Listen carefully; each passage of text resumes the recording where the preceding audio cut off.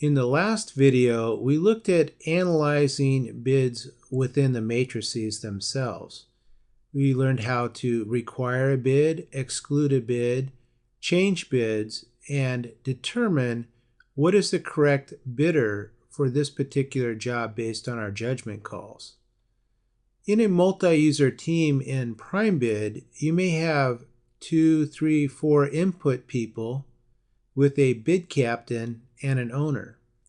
During the process of bid day, each of the input people would be placing bids into the matrices and analyzing the results, and a bid captain would be reviewing the bids results on the section spreadsheet during the middle of the bid day at different phases of the bid to review the completeness and accuracy of the bids and to see that the judgment calls being performed are correct. Remember, the three views in PrimeBid are the matrices view, sections view, and summary view.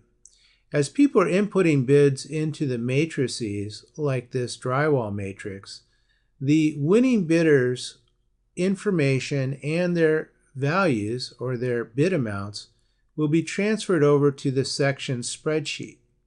The section spreadsheet itself has many different filters that can be applied. These are layouts of the information in the bid file that display on the spreadsheet. For instance, we have a divisions details filter.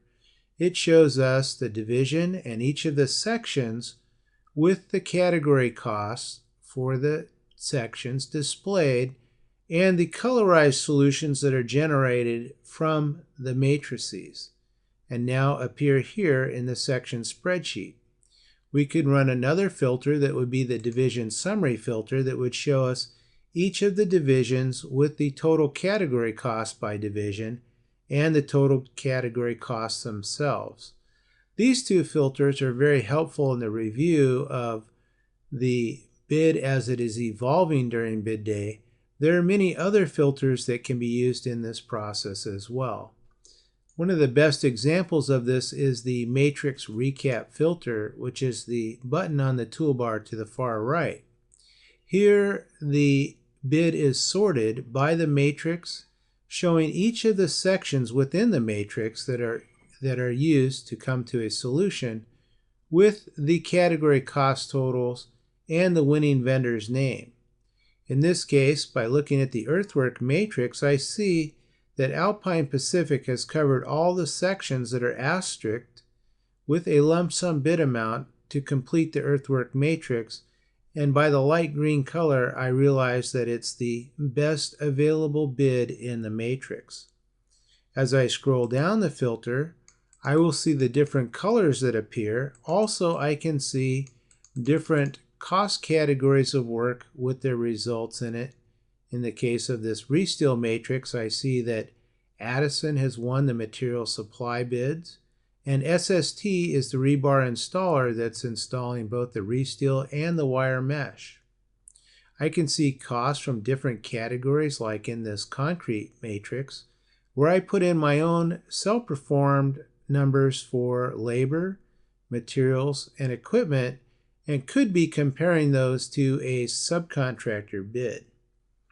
During bid day, the bid captain would look through the matrix recap filter looking for evidence of problems in the bid, either sections of work that are still using a preliminary number to solve for, or things like this cautionary percentage patch of yellow that shows up under the steel matrix. The bid captain can return to the matrix where the numbers came from by clicking on one of the cells that has a value in it and double clicking. This will take him to that matrix, in this case the steel matrix, and display the bidders and the sections within the matrix.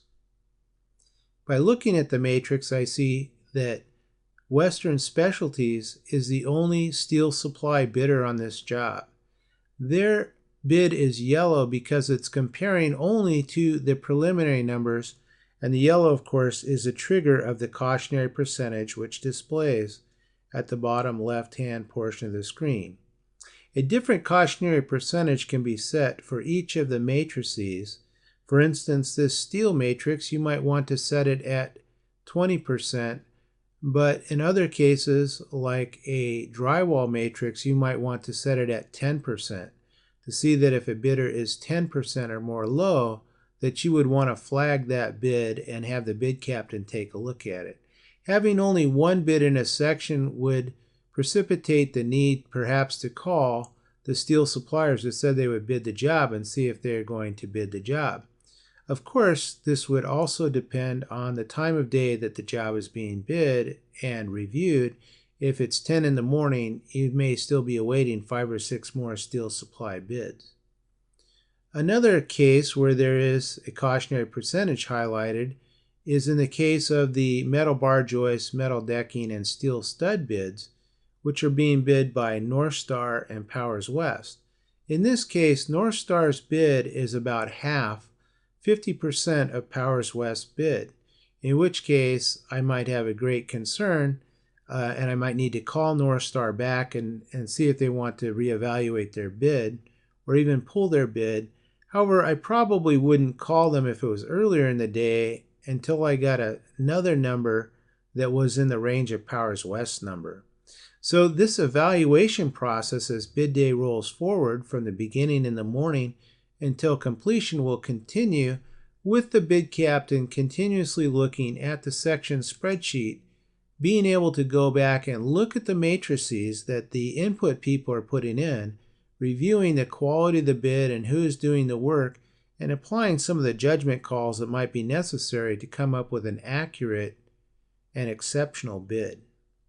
As I scroll down the screen, I can see the different winning bids. It's very nicely contained in only a few pages of information. And as I come down here and look at the specialties matrix, I see that one of the subcontractors number has the blue color highlight. I can double click on it to see the reason for that. And I see that Barclay Dean's number is highlighted in blue. It was required under the partitions section.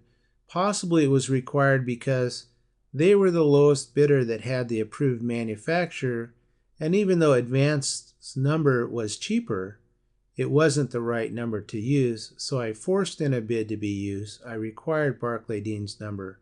Hence, I have the results in the matrix recap filter with a blue background color. It's very nice to be able to look at this screen and realize what the colors are telling you so that you can go back and analyze the scenarios that have developed that difference in color and react to it rapidly in quick fashion on bid day. Now, these are the filters that we've looked at so far: the matrix recap filter, divisions details, division summary.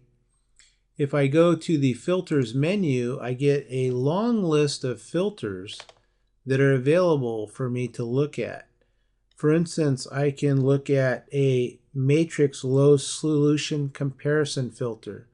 This particular filter will show me the matrix, the low solution, and what is the comparable result into the next filter. So for surveying, or next solution, for surveying, for instance, I see that 20,000 is the cheapest, and the next available bid is preliminary. If I look at earthwork, I see that Alpine Pacifics is the cheapest. The next solution uses a different set of bidders, and so on and so forth. Through all of the matrices, I see the first group, the original winning bids, the bids that are actually being used, and what is the next available solution, and the subcontractors and suppliers that make up that solution. This is handy. We also have another filter that will show a section bid recap. And if we run that filter, what we'll see is the matrix name and the section and all the bids pertaining to that section in order of low or accepted to high. And then as we scroll through this, we can see how many different bids are available, what the numbers are, and of course this filter, like all other filters, is the basis of a printout. So I could print preview that take a look at that, print it out, allow the people working with me to look at a printout that shows all of the available bids for each given section in the matrices, and so they can make a comparison and see what the amount of bid coverage is. There are other filters like the subbids filter that will show me only the subcontractor sections of work with winning bids. There's the subcontacts filter, which will list the subcontractor's name and all the sections of work that are in their bid job, in their bid. And I have other filters from the filters menu as well, like the filters that will show us the scope items and show us the scope items underneath each of the sections that are used in the matrices, so I can see how those are showing up and what the total bid amount includes, not just the original bid amount, but the scope adjustments that make up that bid amount. Very rapidly, I can review the results of the matrix as the bid captain by using these different filters to review the bid from different perspectives, showing different pieces of information that allow me to qualify the decisions that have been made by the input people. Of course, these decisions then, and this analysis lets me make an accurate bid, one that fits my company and this project in the most accurately possible way. In the next video, we're going to look at reviewing the overall bid filters that are available in the section spreadsheet to review the information that's in a bid from a macro perspective.